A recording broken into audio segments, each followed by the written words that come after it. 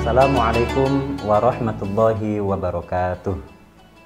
Kaum muslimin rahimakumullah, alhamdulillah kita senantiasa diberi kenikmatan oleh Allah Subhanahu wa taala, dan di hari yang fitri ini kita bisa merayakannya, kita bisa bersilaturahmi ke sanak famili dan kerabat lainnya.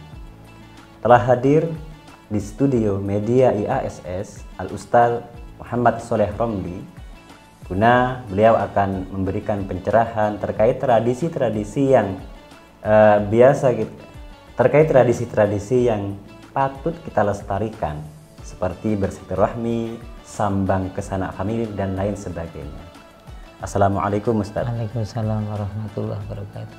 Sehat Ustaz ini? Alhamdulillah. Alhamdulillah masih diberi kesempatan untuk bisa berjumpa dan ngaji ke panjenengan. Iya. Tradisi kita nih Ustaz ya. Jadi setelah Idul Fitri seperti ini, ada tradisi saling sambang, kemudian bermaaf-maafan. Apakah ini memang anjuran setelah hari raya seperti ini, dalam kondisi, dalam nuansa fitri yang seperti ini? Bagaimana pandangan panjenengan? Terima kasih. Assalamualaikum warahmatullahi wabarakatuh. Waalaikumsalam warahmatullahi wabarakatuh. Pertama, saya ucapkan minal aidin wal faizin, kulla amin wa antum bi khair. Sama-sama. Pemirsa dimanapun saudara berada, kali ini kita bincang-bincang dalam pembahasan tradisi apa yang perlu kita lestarikan yang sesuai tentunya dengan ajaran kita agama Islam. Sebagaimana sudah berlaku sejak zaman dulu, kalau hari raya ya, setelah kita berpuasa Ramadan 1 bulan, kemudian lanjut ada yang mengatakan keliling ke rumah-rumah tetangga itu ada mengatakan mada-mada ya. Kemudian daerah timur sonjo-sonjo namanya. Sonjo-sonjo. Kemudian ada juga yang ke pesarean, ada juga yang ke keliling ke teman-teman ataupun sanak famili, relasi kerja gitu ya. Di akhir-akhir ini juga ada tambahan Ustaz Irfan, yaitu ada yang keliling ke pemandian. Tempat wisata. Iya. Nah, ini sebetulnya mana yang harus kita malah menjadi tujuan utama kadang. Yang pertama yang dicanangkan. Iya, yang harus kita kita pertahankan sebetulnya. Begini, itu ada kelanjutan daripada babnya taubat ya. Jadi di dalam babnya taubat itu, setelah kita menjalankan ibadah puasa Ramadan, itu kan ada jaminan. Man shoma Ramadhana imanan wa ihtisaban ghufira lahu ma taqaddama min dzambi. Jadi barang siapa yang berpuasa Ramadan didasari iman, didasari ihtisab, mohon mencari ridho Allah, harapan besar ya. Mencari pahala pada Allah, maka diampuni dosanya. Jadi setelah dosa kita dengan Allah Subhanahu wa taala, hakullahnya itu diampuni, maka kita lanjut yaitu mohon maaf kepada anak Adam. Jadi kita selesaikan hakul manusia, hakul adaminya. Jadi kita minta maaf kepada para tetangga, kita minta maaf kepada saudara-saudara, yang baik yang tetangga ataupun yang dekat, yang jauh ya, itu kita keliling biasanya, dan itu ada nilai silaturahimnya juga. Ini yang perlu dilestarikan. Jadi sangat penting sekali memang kalau tujuannya itu adalah kita satu, kalau bukan sanak famili, maka tujuan yang utama adalah kita minta maaf ya. Kita minta maaf pada siapapun kenalan kita. Nah, tapi kalau itu sanak famili, maka sangat penting adalah kita melakukan silaturahim. Sekaligus juga minta maaf. Nah, sekaligus juga minta maaf. Itu sebetulnya.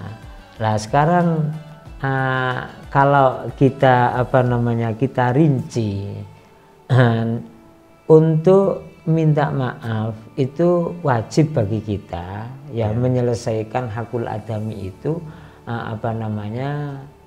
kepada siapapun. Hanya perlu diketahui ada minta maaf itu yang umum adalah mohon maaf segala macam kesalahan saya.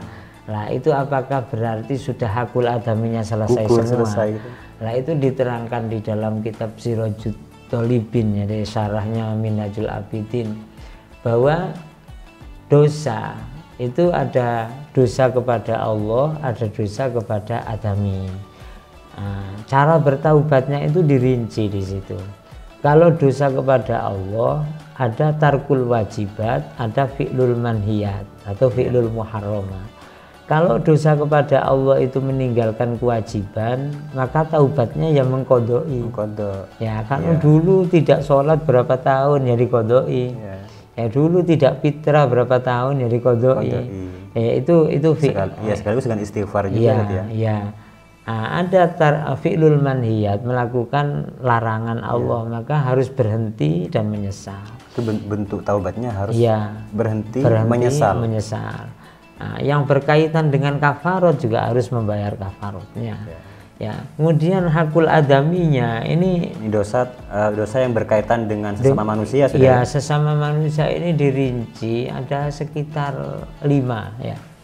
Ada dosa kepada manusia itu berkaitan dengan dengan fisiknya ya, dengan fisiknya, pernah memukul, pernah melukai ya. Itu kan sampai diatur pembunuhan, ada kisosnya. Itu kan taubatnya.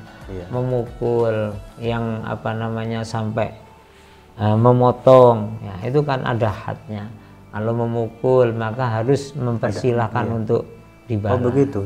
Cara taubatnya kalau kita pernah memukul, alhamdulillah. Berarti cara taubatnya yang mempersilahkan yang bersangkutan untuk memukul, membalas. Tapi balasan tidak boleh lebih daripada kezalimannya. Kalau membalasnya itu melebihi, maka ganti mazlum menjadi zalim. Contohnya seperti dulu dipukul tidak keras, kok balasannya kok keras. Ini kan akan terjadi kalau tidak keliru dalam ayat Al-Quran, apabila kamu itu disiksa maka balaslah bimithli ma uqibtum ya. Jadi semisal apa yang mana kamu disiksa.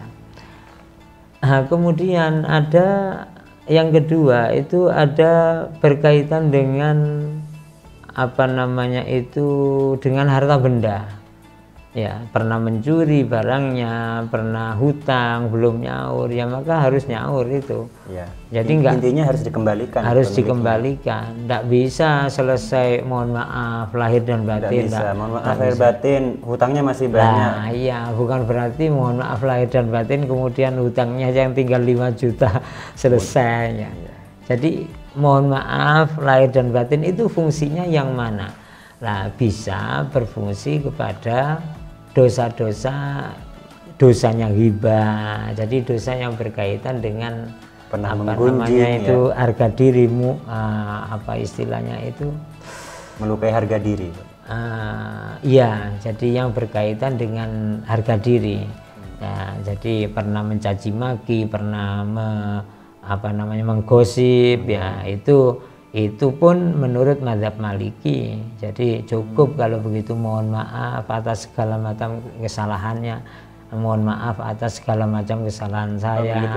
Itu. Tapi kalau ada mazhab yang mengatakan kalau minta maaf begitu itu belum cukup, harus maksudnya secara umum itu belum cukup. Belum cukup, harus dirinci ya. Tapi enak. Kadang juga bahaya nih. Bahaya karena menimbulkan masalah baru. Masalah baru ya. Harus menyelesaikan masalah tanpa masalah mestinya. Jadi itu cara. Jadi kalau kalau kita silaturahim kemudian keliling ke teman-teman itu yang bernilai ibadah ya kalau yang bernilai silaturahim dengan mohon maaf ya. kemudian untuk di situ untuk salaman ya, Lah, tradisi salaman, saling bersalaman gitu. ya saling bersalaman, berjabatan tangan itu juga harus tahu ya, yang boleh melakukan salaman itu adalah sejenis, laki sama laki, perempuan sama perempuan, atau kalau lain jenis maka yang ada hubungan mahram. Mahram itu siapa? Orang yang haram untuk dinikahkan. Ya. Siapa itu? Hubungan ke atas ke bawah. Ya. Ibu ke atas, anak ke bawah, ya ayah ke atas, anak ke bawah, kemudian ke samping itu saudara, baik kandung, saudaranya, sakit, tunggal bapak ibu, ataupun tunggal bapak saja, ataupun tunggal ibu saja. Saudaranya orang tua. Nah, saudaranya orang tua, saudaranya kakek nenek. Iya, sama. Semuanya. Kemudian keponakan. Keponakan. Begitu mulai dari sepupu, misanan, maka itu sudah tidak boleh untuk berjabatan tangan. Itu karena itu yang mahram binasabin ya. Ada mahram birodoin, karena pernah menyusu. Ya, itu dengan kriteria yang dijelaskan dalam kitab fikih ya. Ada juga karena musoharo. Yang musoharo itu mertua ke atas, kemudian anaknya istri itu anak tiri, kemudian istrinya ayah, ya, istrinya mbah. Nah, itu namanya suaminya ibu gitu ya. Itu musoharo namanya. Ya, jadi musoharo itu sebetulnya lebih umum daripada mertua. Artinya bukan hanya mertua. Jadi musoharo itu meliputi mertua ke atas, kemudian anaknya istri, kemudian istrinya bapak, ya. Nah, itu musoharo. Yang ini fenomena berjabatan tangan sepertinya sudah lumrah di tengah-tengah masyarakat kita. Iya. Kadang ironisnya ya kalangan santri pun juga melakukan hal itu. Jadi berjabatan tangan bukan mahramnya, artinya yang mestinya tidak berjabatan tangan justru melakukan itu. Iya. Ada pesan dari hal ini? Ya, ini harus dari kita yang mengerti itu harus meluruskan. Jadi tradisi salaman kepada selain mahram itu juga harus dihindari karena itu hal yang diharamkan ya di dalam Islam. Jadi kalau mohon maaf ya enggak usah jabatan tangan. Iya. Lah masalahnya di sini jabatan tangan itu kadang dipersepsikan sebagai permohonan maaf. Ya tidak harus sebetulnya. Jadi memohon maaf itu enggak harus berjabatan tangan. Dan jabatan tangan bukan bentuk dari bukan bentuk dari permintaan maaf gitu ya. Ya kalau berjabatan tangan ada nilainya. Ada nilainya mohon maaf. Karena ada hadis apabila dua orang mukmin ketemu kemudian berjabatan tangan, ya maka rontoklah dosa-dosanya dari celah-celah jari-jarinya. Jadi musafahah itu sendiri sudah ada nilai tersendiri, mengandung diampuninya dosa. Ya. Tapi bukan permintaan maaf kepada orang yang kita kepada lawan jabatan tangan tadi itu bukan ya. Iya, tapi keduanya ada hikmah diampuni dosanya oleh Allah Subhanahu wa taala. Alhamdulillah. Ini ilmu yang sangat bermanfaat kepada Al-Fakir sendiri dan insya Allah berbarokah. Demikianlah penyampaian yang telah disuguhkan oleh beliau Al-Ustaz Muhammad Shalih Rombli. Semoga menjadi ilmu yang bermanfaat dan jangan lupa jangan nodai hari yang fitri ini dengan hal-hal yang tidak sesuai dengan tuntunan syariah. Al-Fakir beserta kru yang bertugas mohon maaf lahir dan batin. Innal a'idin wal faizin kulla amin wa antum bi khair. Assalamualaikum warahmatullahi wabarakatuh.